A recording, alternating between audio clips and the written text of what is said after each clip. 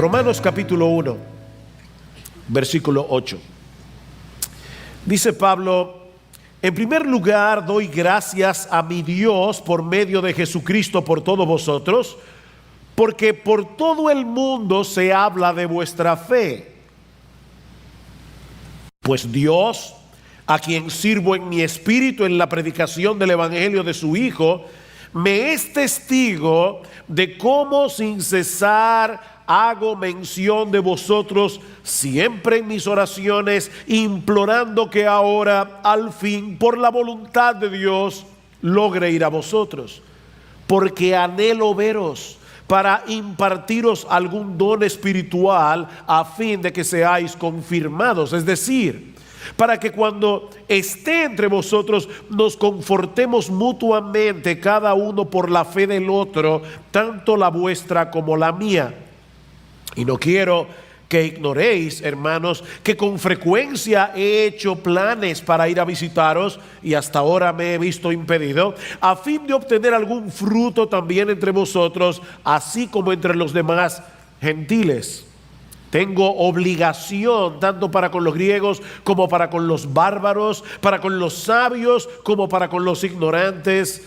Así que por mi parte ansioso estoy de anunciar el evangelio también a vosotros que estáis en Roma.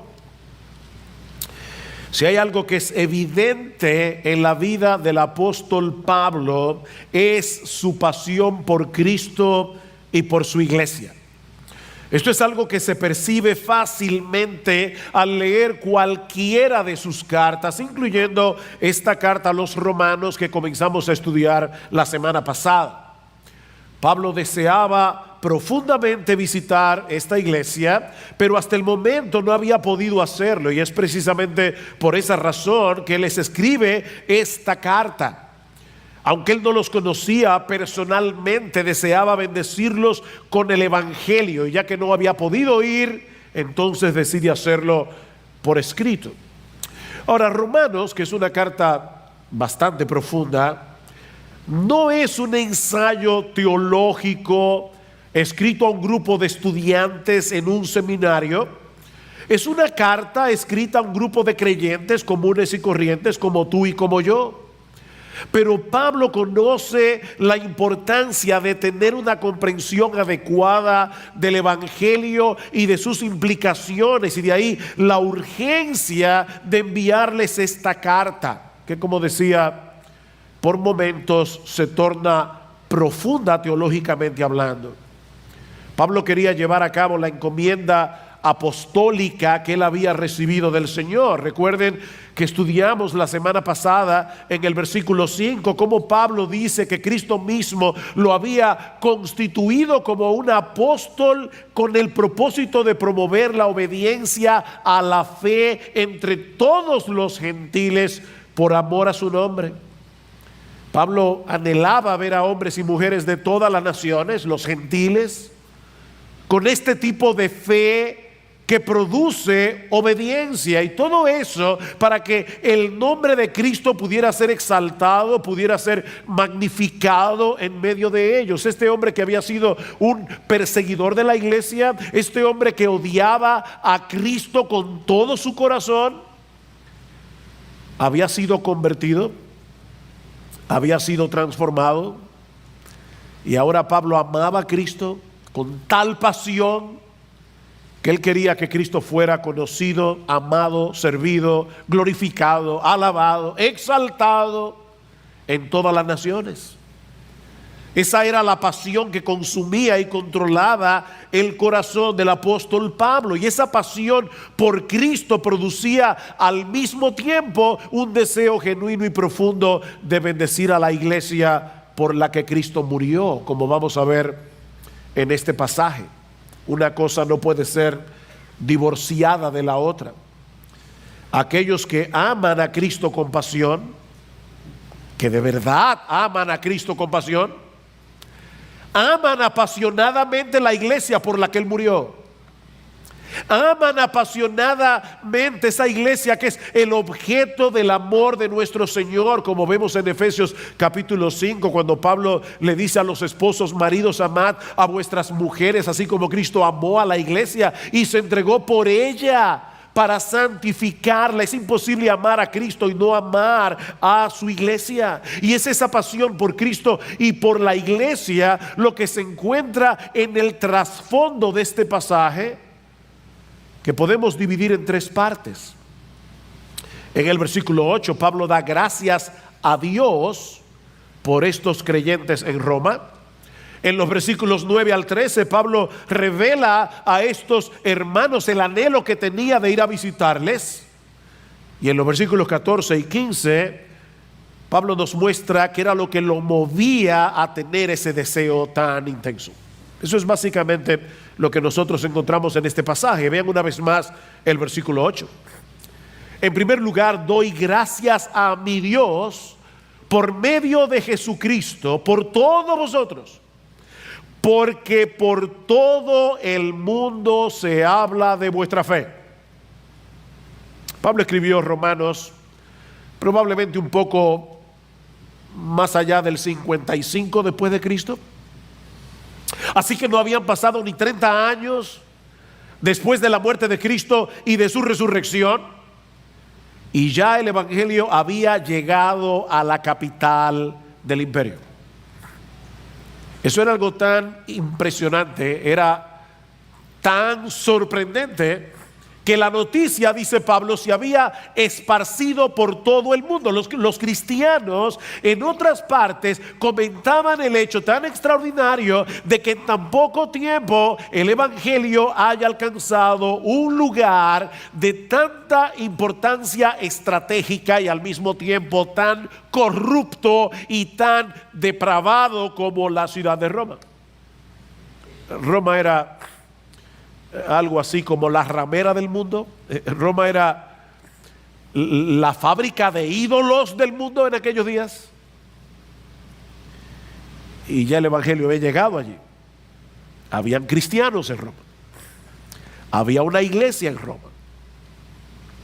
Y aunque Pablo no había sido el instrumento usado por Dios para la fundación de esta iglesia, esto llenaba su corazón de gratitud. Yo doy gracias a Dios.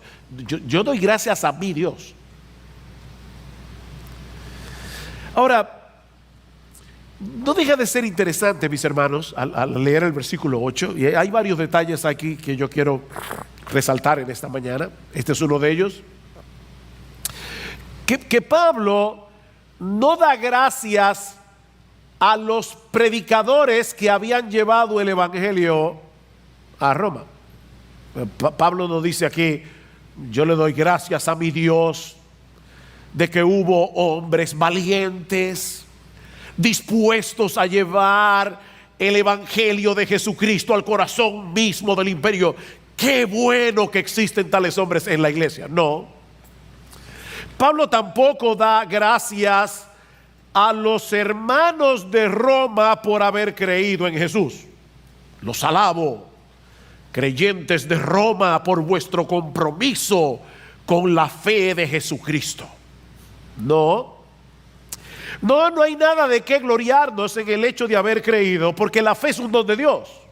Efesios capítulo 2, versículo 8 y 9, Pablo dice: porque por gracia sois salvos por medio de la fe, y esto no de vosotros, pues es un don de Dios, es un regalo de Dios, no por obras, para que nadie se gloríe. Como vimos el domingo pasado, el evangelio tiene su origen en Dios, y aún nuestra fe en el evangelio es un regalo de Dios. Es por eso que Pablo da gracias a Dios por medio de Jesucristo. ¿Notaron eso? Doy gracias a mi Dios por medio de Jesucristo, por la fe de estos creyentes. El Señor Jesucristo es el mediador a través del cual nosotros tenemos acceso a la presencia de Dios para orar y darle gracias. Miren, mis hermanos, nosotros ni siquiera podríamos acercarnos a Dios para manifestarle nuestra gratitud de no ser por Jesucristo. No podríamos. De no ser por la mediación de Jesús. Él es el que hace posible que podamos acercarnos al trono de la gracia al habernos reconciliado con el Padre por medio de su muerte en la cruz. Hay un solo Dios y hay un solo mediador, mi amigo. Eso es lo que dice la Biblia. No hay 10 mediadores, no es Jesús y María, es Jesús y solo Jesús. Hay un solo Dios. Y hay un solo intermediario, hay un solo puente, hay un solo mediador que nos lleva a la presencia misma de Dios. De manera, mis hermanos, que la salvación es del Señor, de principio a fin. Y por lo tanto, solo Él merece la gloria. Sin embargo, al mismo tiempo, nosotros vemos en este pasaje que a Pablo se le había encomendado la tarea de promover la obediencia a la fe entre los gentiles, como dice el versículo 5. Doy gracias a Dios porque les ha dado la fe, pero yo tengo que ir a predicarles el evangelio. ¿Se dan cuenta? Y eso nos introduce, mis amados hermanos, amigos que están aquí en esta mañana, a uno de los grandes misterios de la fe cristiana y de hecho a uno de los grandes temas de la carta a los romanos: la relación entre la soberanía de Dios y la responsabilidad del hombre. Es Dios el que da la gracia de la fe y del arrepentimiento, pero es el hombre el que se arrepiente y cree. Nosotros no somos títeres de Dios, nosotros no somos robots preprogramados para creer. Nosotros, en un acto libre de nuestra voluntad, en un momento dado, nos arrepentimos de nuestros pecados y creímos en el Señor. Porque el Dios soberano había determinado desde antes de la fundación del mundo que nos íbamos a arrepentir y creer. Y Cristo en la cruz del Calvario compró para nosotros arrepentimiento y fe. Pero no solo eso. Es Dios el que obra soberanamente en el corazón del pecador, pero Él lo hace a través de la predicación del Evangelio. Noten el versículo 9 que vamos a ver en un momento, todavía no hemos llegado ahí, pero Pablo dice: pues Dios, a quien sirvo en mi espíritu, y esta frase puede traducirse también como la Nueva Versión Internacional, a quien sirvo con todo mi corazón en la predicación del Evangelio de su Hijo. Dios es el que obra, pero Él obra a través de medios. De manera que nadie se va a salvar sin la predicación del Evangelio. Porque a Dios le ha placido salvar a los creyentes por la locura de la predicación. Eso es lo mismo que vemos más adelante en Romanos capítulo 6, versículo 17. Pablo había estado hablando acerca de que nosotros, antes de venir a Cristo, éramos esclavos del pecado. Pero gracias a Dios, otra vez, que aunque erais esclavos del pecado, habéis obedecido de corazón a aquella forma de doctrina a la cual fuisteis entregados. ¿Se dan cuenta? Hubo una forma de doctrina, hubo una doctrina en la que ellos creyeron y alguien les llevó esa doctrina. Alguien les predicó estas doctrinas preciosas del Evangelio. Y ahora Pablo dice: yo doy gracias a Dios que aunque erais esclavos del pecado, habéis obedecido de corazón aquella forma de doctrina a la cual fuisteis entregados, y libertados del pecado vinisteis a ser siervos de la justicia. Dios es soberano, el hombre es responsable.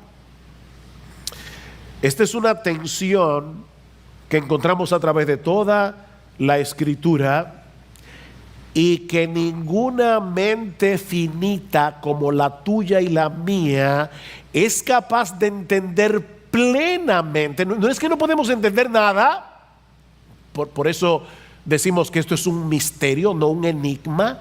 Un enigma es una pared infranqueable, no se puede penetrar. Un misterio es un océano sin fondo. Tú te puedes tirar y de acuerdo a tus pulmones intelectuales y espirituales vas a llegar hasta cierta profundidad, pero siempre, no importa qué tan profundo tú seas, siempre va a haber debajo de tus pies un océano infinito al que nunca vas a llegar. Así que aquí tenemos una tensión que ninguna mente finita es capaz de entender plenamente o de explicar de una manera completamente satisfactoria. Dios es soberano, el hombre es responsable. Y mis hermanos, créanme, no es exagerado decir que muchos de los errores, muchas de las herejías que han surgido a lo largo de los siglos en la historia de la iglesia han tenido su origen en el intento de eliminar esta tensión. ¿Y cómo lo han hecho? Bueno, algunos lo hacen debilitando la soberanía de Dios, dejando la salvación en última instancia en manos del pecador, como lo hace el arminianismo y el catolicismo romano.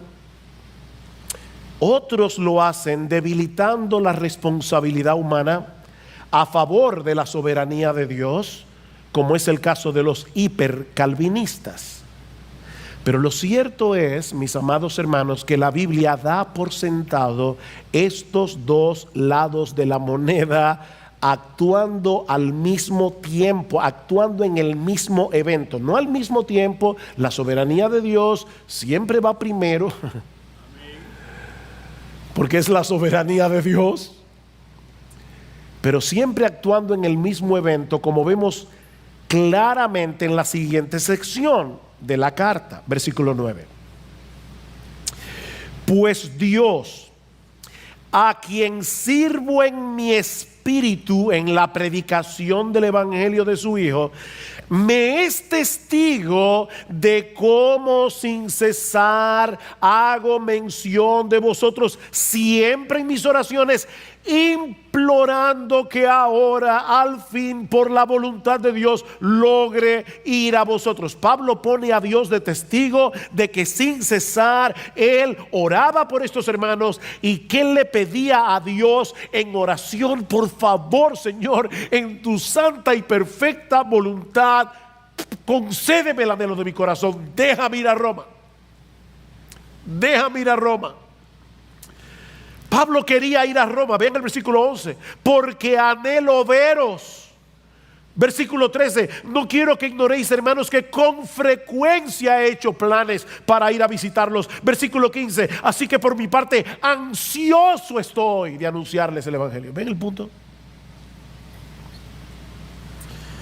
Pablo quería ir a Roma y él le oraba a Dios: por favor, Señor, déjame ir a Roma.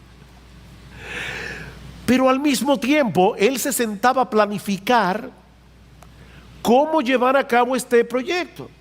¿Ven el versículo 13? Otra vez, no quiero que ignoréis, hermanos, que con frecuencia he hecho planes para ir a vosotros a visitarlos, y hasta ahora me he visto impedido a fin de obtener algún fruto también entre vosotros, así como entre los demás gentiles. Tal parece que la razón por la que Pablo se había visto impedido de llegar a Roma era que él no había completado su obra evangelizadora en Grecia y en sus alrededores. Más adelante en Romanos capítulo 15 versículo 19, Pablo dice que desde Jerusalén y por los alrededores hasta el Ilírico he predicado en toda su plenitud el evangelio de Cristo. Pero ahora escuchen lo que sigue diciendo: por esta razón muchas veces me he visto impedido de ir a vosotros. ¿Ven? Él estaba en otra cosa, él tenía otras responsabilidades, pero ahora no quedando ya más lugares para mí en estas regiones, y puesto que por muchos años he tenido un gran deseo de ir a vosotros, cuando vaya a España iré a vosotros. Romanos 15, 22. Pablo tenía años deseando ir a Roma. Y se lo había pedido a Dios en oración, una y otra vez. Pero al mismo tiempo, él se sentaba a planificar el viaje. Ustedes se dan cuenta, hermano, que en la mente de Pablo no había ninguna contradicción entre esas dos cosas, entre su determinación de llegar a Roma y su confianza en la soberana voluntad de Dios. Él hacía planes y oraba y hacía planes. Su convicción de que él debía orar por este viaje, porque Dios, a final de cuentas, era el que iba a obrar, no llevaba a Pablo a quedarse de brazos cruzados a esperar que las cosas sucedieran. Él hacía planes en oración. Así que, mis hermanos, en vez de tratar de desentrañar el misterio de la soberanía divina y la responsabilidad humana, Pablo aprendió lo que tú y yo debemos aprender si de veras queremos tener pasión por Cristo y por su iglesia. Debemos aprender a vivir en esa tensión, sabiendo que debemos orar y que debemos planificar y actuar. Porque lo que Dios ha decretado que ocurra va a suceder en el contexto de la actuación responsable de los hombres. Me ponérselo de esta manera. Miren, como dice John Piper, si Dios ha decretado que un hombre muera por un balazo, él no va a morir hasta que la bala sea disparada. Es así de simple. Hasta que alguien no haga ¡pum! Como decía el otro día un hermano, después del famoso problema con los Boeing, esos Max, y yo viajaba ese mismo día, y un hermano me mandó una nota diciendo, a mí no me dan miedo los aviones, gracias al Señor, pero él, previendo que tal vez me daba miedo, me dijo, Sugel, no te preocupes, recuerda que tú eres inmortal hasta que Dios lo decida. ¿Está bien? Qué bueno saber eso. Debemos orar, debemos planificar y debemos actuar. Son tres patas de la misma mesa. Santiago capítulo 4. Vamos ahora los que decís, hoy mañana iremos a tal ciudad y estaremos allá un año y traficaremos y ganaremos, cuando no sabéis lo que será mañana. Mi papá siempre decía, calculen el moquillo. Y lo que él quería decir era que hay individuos que toman un papel y un lápiz y dicen, voy a comprar 3 gallinas, las gallinas van a poner tantos huevos, de los huevos van a salir tantos gallos, y en una hora tienen una granja. Y de repente resulta que la gallina que compraron le da moquillo y se murió. Y mi papá siempre decía, calcula el moquillo, tú no sabes lo que será mañana. Y eso es lo que está diciendo en Santiago, en palabras menos teológicas, está diciendo, calcula el moquillo. Tú no sabes lo que será mañana, porque ¿qué es vuestra vida? Ciertamente es neblina que se aparece por un poco de tiempo y luego se desvanece. En lugar de lo cual deberíais decir, si el Señor quiere, viviremos y haremos esto o aquello, dice Santiago. Hay un esto y un aquello que yo debo planificar y que yo debo llevar a cabo. Pero reconociendo al mismo tiempo que como no tenemos control de todas las cosas, es si Dios quiere que viviremos y haremos esto o aquello que hemos planificado. Pero el esto y el aquello lo tienes que planificar tú. O sea, Dios te dio una cabeza para pensar y te dio un cuerpo para actuar. Y aunque no sabemos exactamente cómo funciona, cómo interacciona la soberanía de Dios y la voluntad del hombre, haz lo que tú tienes que hacer. Es como el famoso texto de Filipenses capítulo 2, versículo 12, donde Pablo nos exhorta a ocuparnos en nuestra salvación con temor y temblor. ¿Quién debe ocuparse en su salvación con temor y temblor? ¿Quién? Es una pregunta. Y yo espero que ustedes me respondan. Nosotros, ocuparnos nosotros en nuestra salvación y con temor y con temblor. ¿Saben por qué dice Pablo, porque Dios es el que en vosotros produce así el querer como el hacer por su buena voluntad. Pablo oraba, Pablo planificaba, y ahora viene la pregunta del millón. Respondió Dios, la oración de Pablo. Señor, yo quiero ir a Roma, yo quiero ir a Roma. Sí, la respondió. Pero en el tiempo y en la forma en que Dios soberanamente decidió hacerlo. Pablo quería ir a Roma una vez, fue 2 veces. Así que el Señor respondió más abundantemente. 2 veces. Y gratis, porque fue preso. O sea, él le decía, Señor, yo quiero ir a Roma. Dios le dijo, mire, yo te voy a llevar. En su momento lo llevó 2 veces preso con guardaespaldas, pagados por el imperio, custodiado. Yo me imagino que Pablo nunca pensó que Dios iba a responder su oración de esa manera. Pero él sabía lo que tú y yo tenemos que saber, y es que Dios es más sabio que tú y que yo. Tú ora, deja que Dios responda como Él quiera y cuando Él quiera. Porque, mis hermanos, ¿qué habría sucedido? Escuchen esta pregunta importante. ¿Qué habría sucedido si Dios hubiera respondido la oración de Pablo tan pronto la hizo la primera vez? ¿Saben qué hubiera sucedido? Que no tendríamos la carta a los romanos. La razón por la que Pablo tuvo que escribir la carta a los romanos es porque Dios se dilató en responder su oración. Así que hoy estamos estudiando la carta a los romanos porque Dios no quiso responderle a Pablo su oración inmediatamente. ¡Qué bendición! ¡Qué bueno que Dios no le dijo que sí a Pablo de una vez! Porque de lo contrario no tendríamos esta bendición en nuestras manos. ¿Ustedes se dan cuenta? Mi hermano querido, tú que estás orando por algo que no ha llegado, tranquilo, sigue orando, pero sigue esperando en la buena voluntad de Dios. De manera que al pedirle algo a Dios en oración debemos esperar con mansedumbre, humildad, que Él responda en su tiempo y a su manera. ¿Saben que orar es una aventura? Es una aventura porque uno nunca sabe la forma tan creativa en la que Dios va a responder nuestra oración. Pero no dejes de orar. Porque la Biblia dice en Santiago capítulo 4 versículo 2 que no tenemos lo que deseamos porque no pedimos. En la soberanía de Dios, Él ha decretado hacer lo que Él va a hacer a través de nuestras oraciones. Pastor, yo no entiendo. No hay problema, yo tampoco. Pero obedece.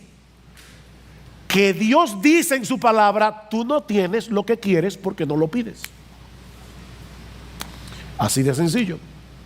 Pero tampoco dejes de planificar y de actuar, porque la Biblia también dice en Proverbios capítulo 20 versículo 18 que los proyectos con consejo se preparan y con dirección sabia se hace la guerra. Y en Proverbios capítulo 13 versículo 4 dice que los perezosos desean muchas cosas pero no alcanzan nada.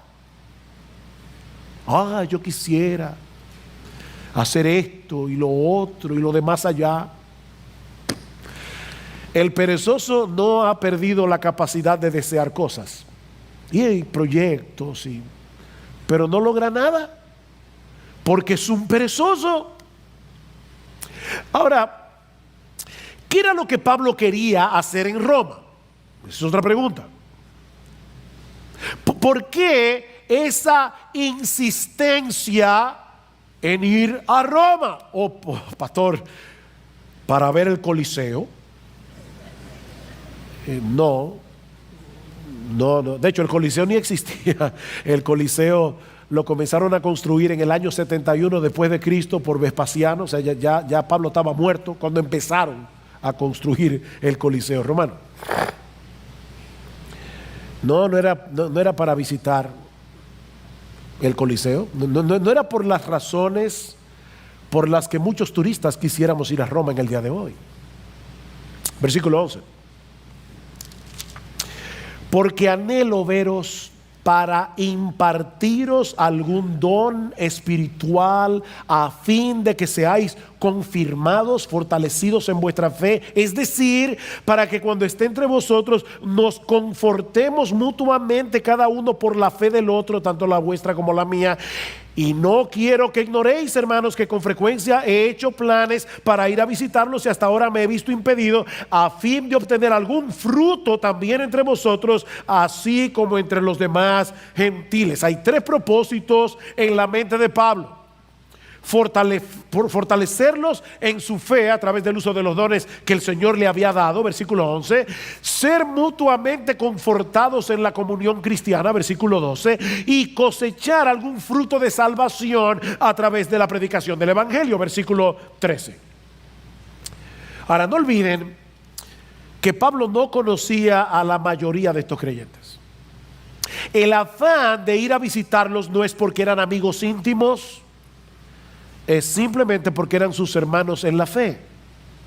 Pablo anhelaba bendecir al pueblo de Dios con los dones que el Señor le había dado. Y aunque él era un apóstol de Jesucristo, ¿sabes qué, mi amado hermano de Iglesia Bíblica del Señor Jesucristo? Ese es el sentir que debería tener todo cristiano. Todo cristiano. Déjame hacerte una pregunta. Y por favor, sé honesto en tu propia conciencia. Hoy en la mañana, tú te estabas preparando para venir a la iglesia. ¿Te pasó por la cabeza la idea de que tal vez hay alguien en este cuerpo local de creyentes que necesita de ti? De tal manera que tú le dijiste: Señor, voy a la iglesia y no voy únicamente a oír tu palabra, yo voy también a bendecir a otro porque soy parte de un cuerpo. Por favor, Señor, muéstrame en qué manera yo puedo bendecir a mis hermanos. Porque en Hebreos capítulo 10, versículo 23 en adelante, dice que esa es una de las razones por la que no debemos dejar de congregarnos, como algunos tienen por costumbre, para poder exhortarnos mutuamente, dice el autor de la carta a los Hebreos. Pablo no conocía a estos creyentes, pero él quería bendecirlos. ¿Saben cuál es mi trabajo aquí hoy en la mañana? Mi trabajo es equiparte a ti para que tú hagas la obra del ministerio. ¿No es eso lo que dice Pablo en Efesios capítulo 4, versículo 11? Y el mismo Cristo os dio que algunos sean pastores maestros, a fin de equipar a los santos para la obra del ministerio. Todos los santos hacen la obra del ministerio. Nosotros deberíamos anhelar ver a otros creyentes fortalecidos, ver a otros creyentes creciendo en su fe y dando fruto, aunque no sean amigos cercanos. Simplemente porque amamos a Cristo, porque amamos su iglesia, porque amamos ver su imagen más claramente reflejada en nosotros y en otros. Y yo te pregunto, mi hermano, ¿de verdad tú deseas eso? Pero ahora escucha una de las declaraciones más sorprendentes de esta sección. Versículo 12 otra vez. Es decir, yo quiero ir a Roma para confirmarlos. Es decir, alguien dice que de repente Pablo detuvo la pluma y dijo: uy, esto suena muy unilateral. El Espíritu Santo lo guió a escribir esto. Para que cuando esté entre vosotros nos confortemos mutuamente, cada uno por la fe del otro, tanto la vuestra como la mía. ¿No te sorprende eso? El gran apóstol Pablo, que escribió 13 de las 27 cartas del Nuevo Testamento, que recibía revelaciones directas de Jesucristo como un apóstol que él era de Cristo, ahora está diciendo: mi intención de ir a Roma no es unilateral. Yo quiero ser animado por vosotros. Yo necesito ser edificado por vosotros. Ven, él no quería que los hermanos en Roma lo vieran como el super apóstol Pablo, que no necesitaba de nada ni de nadie, porque Jesucristo le suplía directamente todo el combustible que él necesitaba desde el cielo, pum, a él solo. No. Pablo era un cristiano, como tú y como yo. Era un ser humano, con luchas, con tentaciones, con debilidades, con temores. Cuando Pablo escribe su primera carta a los Corintios, él les confiesa que estuvo entre ellos, oigan esto, con debilidad, con mucho temor y temblor. Pablo. Y lo grande es que él no le molesta decirlo. O sea, Pablo no era de esos creyentes que siempre tienen una sonrisa colgate. ¿Y cómo tú estás? En victoria. Siempre. Déjame decirte en dominicano: no sea tan hablador. Eso no es verdad. Eso no es verdad. Te estás engañando. Tú quieres dar una imagen. ¿Se acuerdan de esa película, de ese libro, perdón, que se hizo muy famoso? Lo que se acuerden van a revelar la edad. Es el libro de, creo que era de Eric Fromm. I'm okay, you are okay. Yo estoy bien, tú estás bien, todos estamos bien. Aquí todos estamos bien.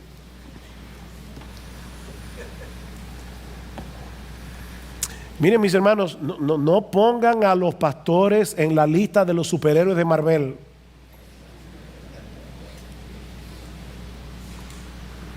Porque son hombres de carne y hueso, con sus propias luchas, con sus aflicciones.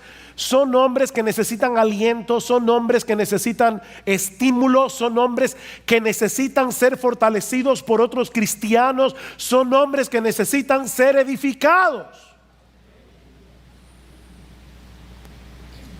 Escuchen esta descripción del ministerio, Pablo, 2 Corintios 4. Pero tenemos este tesoro en vasos de barro.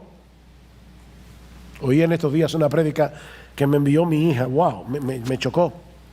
Este hombre decía que en la época de Pablo hacían unas vasijas de barro con un tesoro adentro, un tesoro valioso. Ellos pensaban: si yo pongo este tesoro tan valioso en esta vasija que no cuesta nada, los ladrones no van a buscar ahí. Ahora, esas vasijas eran como las alcancías en el día de hoy. Para sacar el tesoro había que romperlas. Una vez alguien me dijo: Sugel, cuando Dios decide usar a un hombre, ese hombre va a sufrir mucho. Y eso no es para los pastores solamente. Es que la vasija tiene que ser rota para que el tesoro pueda salir. Y Pablo está diciendo: nosotros tenemos un tesoro en vasos de barro. ¿Saben para qué? Para que la excelencia del poder sea de Dios y no de nosotros, que estamos atribulados en todo, mas no angustiados, en apuros, mas no desesperados, perseguidos, mas no desamparados, derribados, pero no destruidos.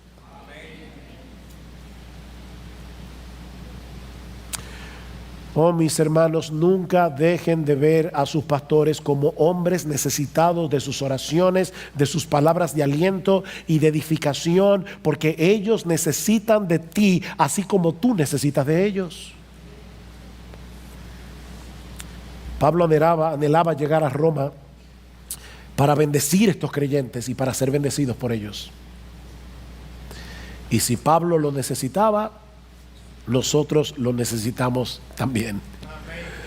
Esa es la perspectiva que todo creyente debe de tener de sí mismo y de la iglesia. Mis hermanos, nadie aquí es autosuficiente para vivir su vida cristiana aislados de los demás. La razón por la que Cristo te puso en una iglesia es para que puedas bendecir a otros, mientras los otros son de bendición para ti. Pero si te aíslas de los demás, eso no va a suceder. Tú debes tomar la determinación de conectarte con este cuerpo lo más que tú puedas, o de lo contrario te vas a estancar en tu vida cristiana y perderás el privilegio, el enorme privilegio de bendecir a otros. ¿Saben por qué el mar muerto está muerto? Hay varias razones ecológicas, geológicas, que no vienen al caso, pero una de las razones por la que el mar muerto está muerto es porque el agua del Jordán muere allí. El agua solo entra pero no sale para ningún sitio, y eso aumenta la salinidad del mar. Ahí no hay vida. En el mar de Galilea o el lago de Genesaret, que es un lago de agua dulce, el agua del Jordán entra por el norte y sale por el sur, y es un mar lleno de vida. ¿A cuál de esos dos mares te pareces tú?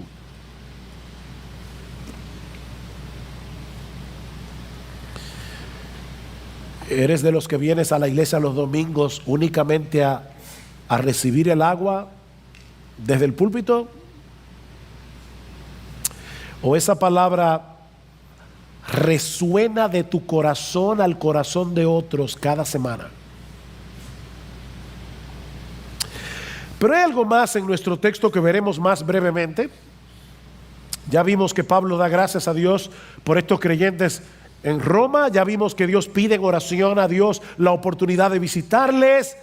Pero ahora Pablo quiere revelar a estos hermanos la motivación detrás de su anhelo, si quieren ponerlo de otro modo, la fuerza motora que mantiene en movimiento esa determinación en el corazón de Pablo. Versículo 14. Tengo obligación tanto para con los griegos como para con los bárbaros, para con los sabios como para con los ignorantes. Así que por mi parte, ansioso estoy de anunciar el evangelio también a vosotros que estáis en Roma. Me gusta más como lo dice la Reina Valera del 60, y de hecho es más literal. Por lo menos la palabra que aquí se traduce como obligación es una palabra que significa deudor. Pablo dice, Reina Valera del 60, a griegos y a no griegos, a sabios y a no sabios, soy deudor. Soy deudor. El mismo Pablo que va a escribir más adelante en el capítulo 13 de Romanos, no debáis a nadie nada, sino el amaros unos a otros. Ahora les dice a estos creyentes de Roma, yo tengo una deuda en lo que respecta al evangelio. Pablo les escribe a los corintios y les dice, me es impuesta necesidad predicar el evangelio. Él tenía un sentido de obligación. Alguien va a decir, bueno, pastor, claro, él era un apóstol. Y es verdad, Pablo era un apóstol. Y esa era una de las razones por la que Pablo sentía obligación de predicar el evangelio. Pero ¿qué de ti de mí? Tú y yo no somos apóstoles. Y la mayoría de ustedes no son pastores. ¿Podemos nosotros identificarnos con estas palabras de Pablo? Y poder decir como él, yo soy deudor, yo debo el evangelio. Observa algo importante aquí, muy importante, muy importante. Mis hermanos, ¿de quién era deudor Pablo? Pablo dice, yo soy deudor. ¿Deudor de quién? ¿Se sentía Pablo que él era un deudor de Dios? No. No, porque el evangelio es un don de gracia. Vean, en el versículo 5 Pablo dice, por medio de quien hemos recibido la gracia y el apostolado para promover la obediencia a la fe. Y más adelante va a decir que la salvación es por fe y para fe, como está escrito, mas el justo por la fe vivirá. La salvación es por gracia. Y la gracia es un don que Dios nos da gratuitamente. Nosotros teníamos una deuda con Dios por causa de nuestros pecados, pero esa deuda fue cancelada. Esa deuda fue pagada hasta el último centavo por nuestro Señor Jesucristo. Así que la gracia no nos hace deudores de Dios, porque de lo contrario ya no sería gracia. No, Pablo era deudor de los griegos y de los bárbaros. Los bárbaros era como los griegos veían a todo el mundo, porque ellos se veían como superiores. Y por eso se inventaron la palabra bárbaro, que en griego suena igual que en español, bárbaro. Es como una gente que habla mucho disparate. Es una palabra onomatopéyica. ¿Se entendió, verdad? No, las palabras onomatopéyicas suenan como lo que significan.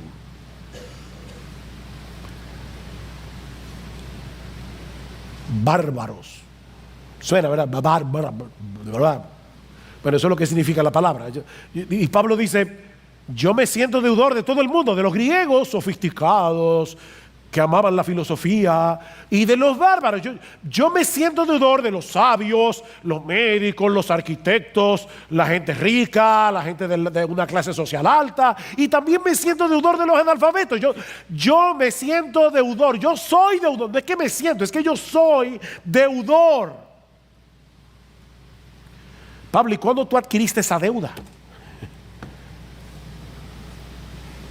Bueno, el punto es este, mis hermanos.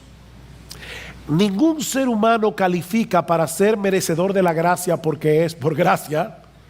Y por lo tanto, cuando Dios te hace partícipe de su gracia, al mismo tiempo te hace deudor del resto de los pecadores que necesitan la misma gracia que tú. Porque todos están en la misma condición.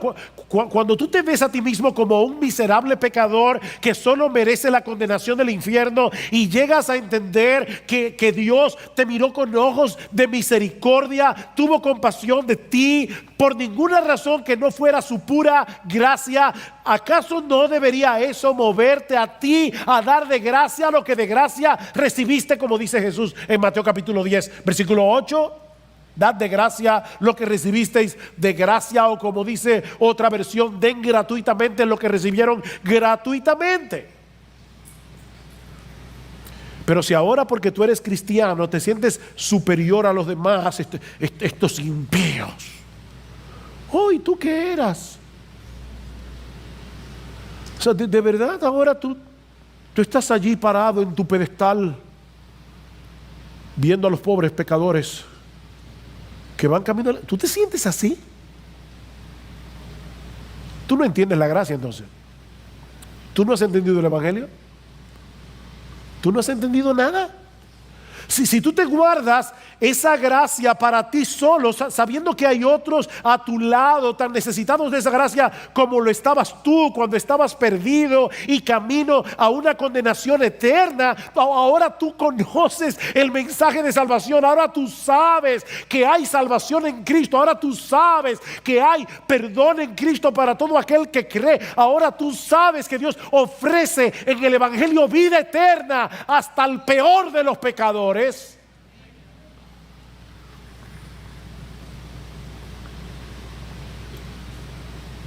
¿Y tú no quieres compartir eso?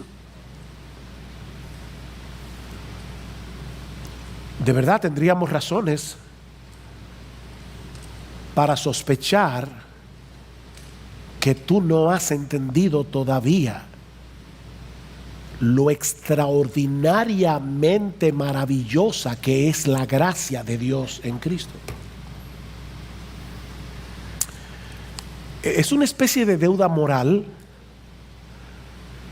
pero es mucho más que eso.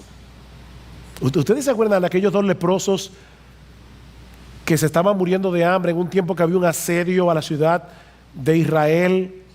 Y de repente el campamento de los asirios, Dios les envió un temor tan grande que salieron huyendo, y estos israelitas dijeron: mira, ya vamos a donde los asirios, si nos toman prisioneros por lo menos nos van a dar de comer. Y cuando llegan encuentran el campamento vacío, porque los asirios habían huido, los sirios, perdón, habían huido, y estaba todo lleno de ropa, comida, y estos hombres comienzan a comer como unos desaforados. Y de repente uno de ellos le dice: no está bien lo que estamos haciendo, esto no está bien. Ahí hay un pueblo muriéndose de hambre y nosotros estamos aquí comiendo un banquete. Oh, mis hermanos, allá afuera hay un mundo muriéndose en sus pecados, y nosotros estamos aquí tranquilamente en aire acondicionado recibiendo un banquete cada domingo del Evangelio de Jesucristo. Es una deuda moral, pero es más que eso. Es más que eso. La gracia de Dios nos hace deudores, no a Dios, recuerden, a los que necesitan la misma gracia que tú. Esa gracia nos hace deudores, pero con una deuda que no es una imposición legalista, es una deuda de asombro, de gozo y de gratitud. Cuando los discípulos fueron amenazados para que no siguieran hablando más en el nombre de Cristo, ¿saben lo que ellos dijeron? No podemos dejar de decir lo que hemos visto y oído. No podemos. Si nos quieren matar, como hicieron con esos creyentes en Sri Lanka en la mañana de hoy, que nos maten, que no podemos. El Hijo de Dios se hizo hombre para obedecer perfectamente la ley de Dios en nuestro lugar. Luego fue a la cruz a pagar nuestra deuda con la justicia del Padre. Por causa de Él, todos nuestros pecados han sido perdonados. Él nos ha librado de la condenación del infierno. Él nos ha dado gratuitamente por gracia el don de la vida eterna. Y ahora ustedes pretenden que no digamos nada.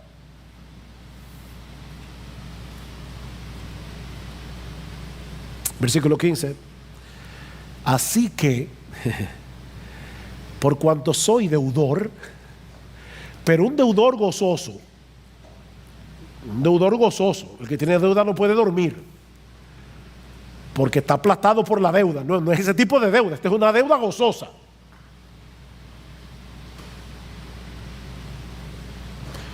Por mi parte, ansioso estoy de pagar esa deuda. Ansioso, yo no veo la hora de llegar a Roma y decirle a estos romanos que hay salvación en Cristo, decirle a estos romanos que son adictos al poder, que se creen la última Coca-Cola del desierto,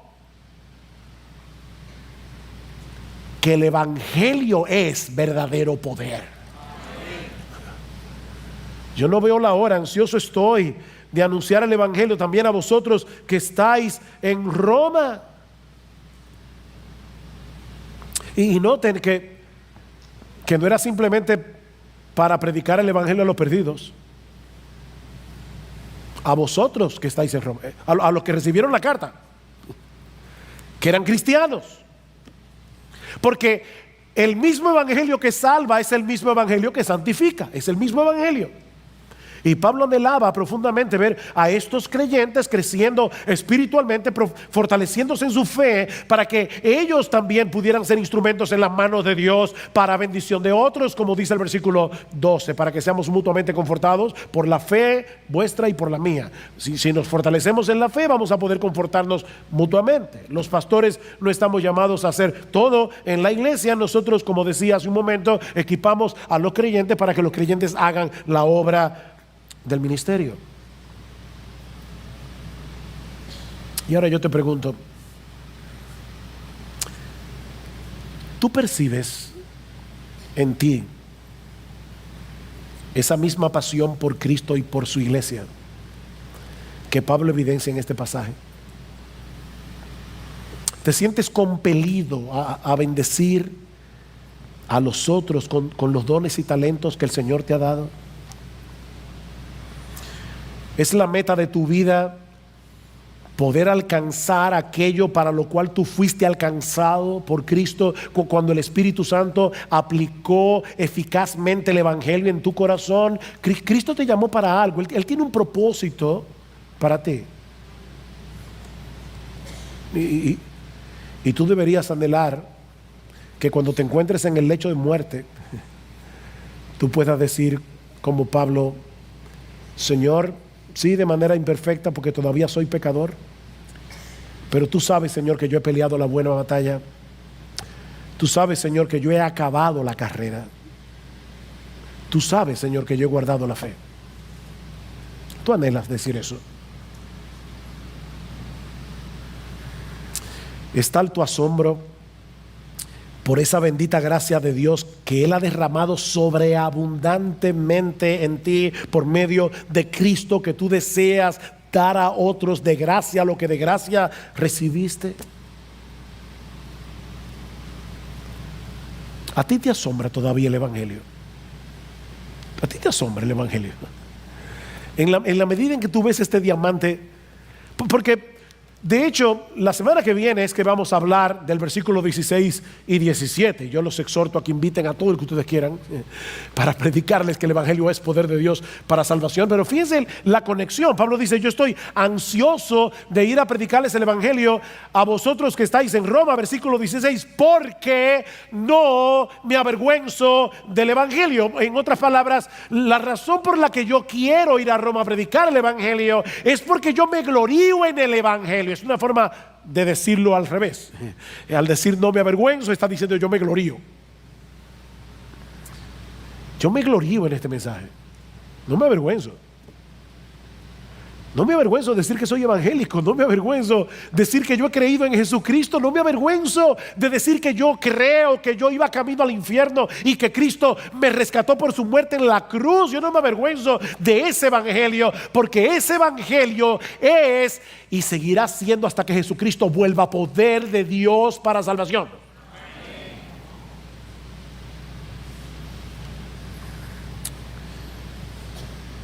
Una vez alguien me dijo, hace mucho de eso: Sugel, últimamente te estás repitiendo mucho en el púlpito.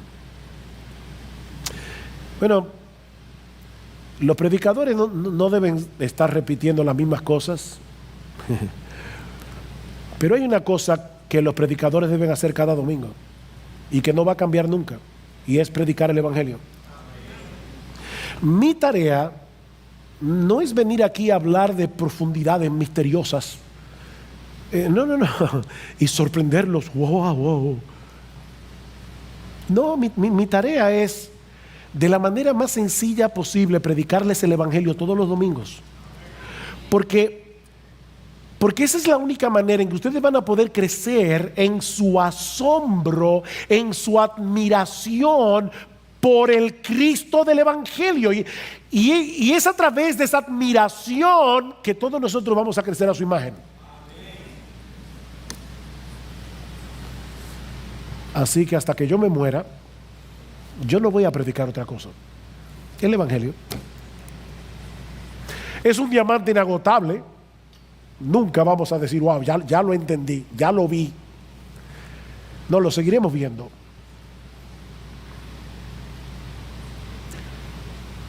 Pero es la única forma, predicando el Evangelio, que nosotros vemos a Cristo glorioso. Y cuando vemos a Cristo glorioso, somos transformados de gloria en gloria en la misma imagen, como por el Espíritu del Señor. Y si tú estás aquí sin Cristo en esta mañana, mi amigo, el anhelo de nuestro corazón es que tú también seas alcanzado con esa bendita gracia en esta misma hora. De tal manera que tú vengas a Cristo en arrepentimiento y fe, ahora pidiéndole que tenga misericordia de ti. Mi amigo, las puertas de la salvación todavía están abiertas de par en par para todo el que se acoja por la fe a la gracia de Dios en Cristo. No desprecies ese regalo que Dios te está ofreciendo hoy en el Evangelio. ¿Sabes por qué? Porque nadie puede saber con certeza cuándo será la última vez que ese regalo le será ofrecido. El tiempo es ahora, mi amigo, no mañana. Es ahora, porque mañana puede ser muy tarde para ti.